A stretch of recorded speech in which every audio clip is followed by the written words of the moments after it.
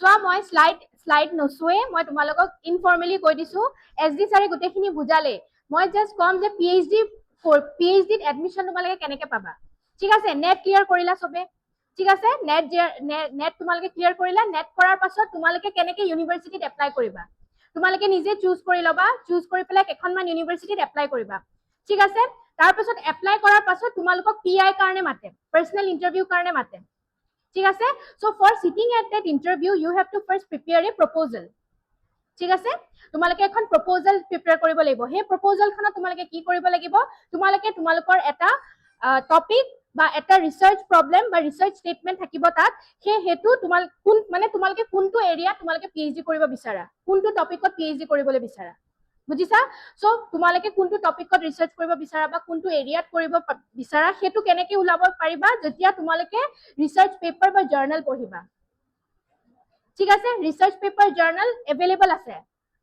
available কেনেকৈ পাবা তোমালোকে গুগল স্কলাৰৰ পৰা পঢ়িব পাৰা ৰিসাৰ্চ গেটৰ পৰা পঢ়িব পাৰা এভেইলেবল আছে তো তাত তোমালোকে পঢ়িবা তেতিয়া নিজে বুজি পাবা কোনকিটা এৰিয়াত ষ্টাডি হোৱা নাই অলৰেডি ষ্টাডি হোৱা টপিকত তোমালোকে কেতিয়াও ৰিসাৰ্চ কৰিব নোৱাৰা তোমালোকে পঢ়ি নিজে উলিয়াব লাগিব যে কোনটো এৰিয়াত বা কেনেকুৱা প্ৰবলেম এতিয়ালৈকে ৰিসাৰ্চত অহা নাই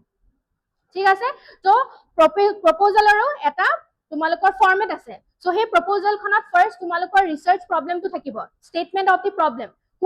কোনটো টপিকত তোমালোকে পিএইচডি কৰিব বিচাৰা ঠিক আছে তাৰ পাছত তোমালোকৰ থাকিব অবজেক্টিভ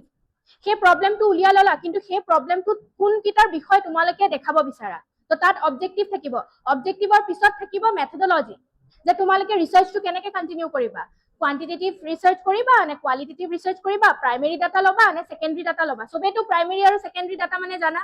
সবে qualitative আৰু quantitative data মানেও জানা সবে এসএসসি পাইছে এসএসসি পেপাৰখনত চাগে বুজিছে সো হেখিনি কথা থাকে ঠিক আছে মই আৰু বেছি দীঘল নকৰো এখিনিয়ে যে all the best for your future সবে এসিস্ট্যান্ট প্ৰফেসৰ হবা এদিন ঠিক আছে